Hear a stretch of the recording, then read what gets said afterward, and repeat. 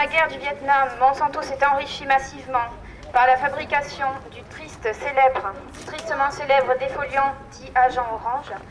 Plus de 4 millions de personnes en ont été victimes. Ces effets sont encore ressentis aujourd'hui, et ce pour des dizaines d'années encore. Monsanto, suivi par quelques autres multinationales de l'industrie chimique, tente par tous les moyens d'imposer la culture des OGM, sans aucune précaution quant aux risques irréversibles pour l'environnement, la santé et la biodiversité. Récemment, donc, il y a eu le fauchage de Miradou dans le Gers, ça a été le week-end dernier, où 3 hectares ont été fauchés. On a d'ailleurs ramené des épis 100% OGM qui proviennent de cette parcelle qui a été fauchée. Au niveau qualité, les producteurs de maïs doivent se rendre compte qu'il y a quand même des problèmes, des épis qui sont mal fécondés, des épis malades, il y a même du charbon à quelque part par là. C'était pas vraiment réjouissant cette parcelle, on se demande si c'est pas finalement une parcelle simplement pour la provocation. Donc on va tout simplement rendre ces épis à Monsanto puisqu'il en est propriétaire, paraît-il.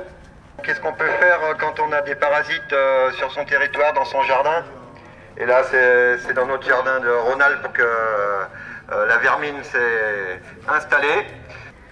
Monsanto pille et tue les paysans, ruine l'environnement, menace la santé des hommes, refusant le diktat de Monsanto et des autres firmes, refusant la criminalisation des faucheurs et faucheuses volontaires.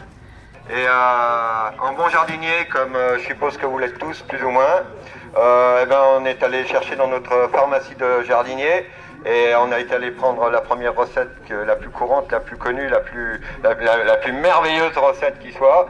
C'est donc la recette du purin d'ortie.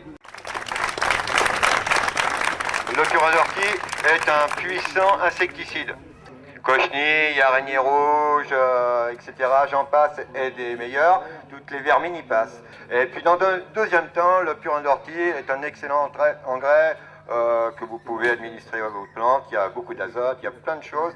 C'est merveilleux et ça sent très bon, vous voyez, ça sent le printemps. Hein. Ici, on va mettre la dose, hein. On va mettre une grosse dose. Et puis on est dans une société qui inscrit plus les gens, non plus. Un beau jour, ils disparaissent d'une liste. D'autres qui n'ont pas de papier, alors ils ne sont pas inscrits non plus. Et on les raye. De glissade en glissade, il y a des peuples entiers qui ne sont pas inscrits comme ça. Qu'on raye de la carte. Je pense aux Kurdes. Je pense aux Tibétains. Je pense aussi aux Palestiniens. Non, c'est pas toi là. Hein.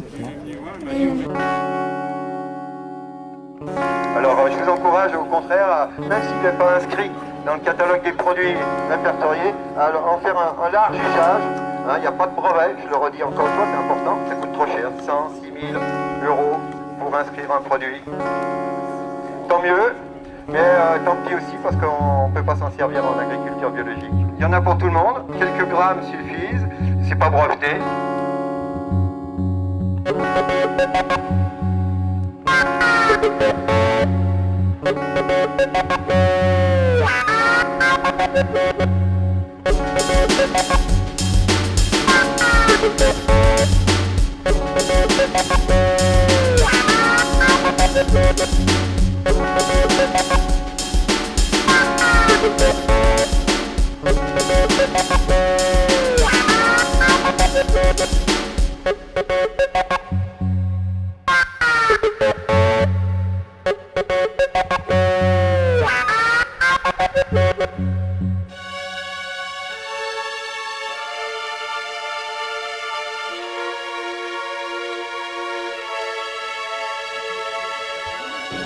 Pas les enfants qui la commentent l'odeur.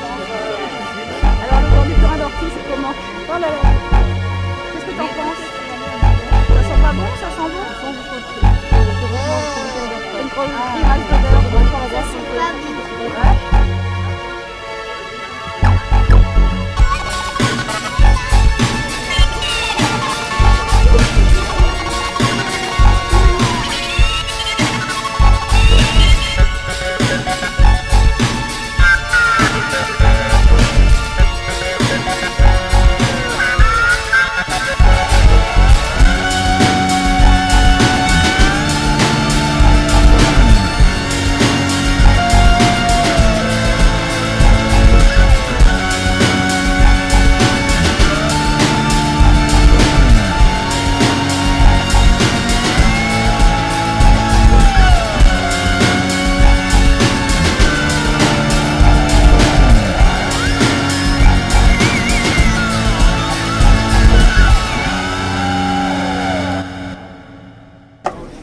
c'est pestilentiel, c'est l'horreur, ça donne envie de gerber.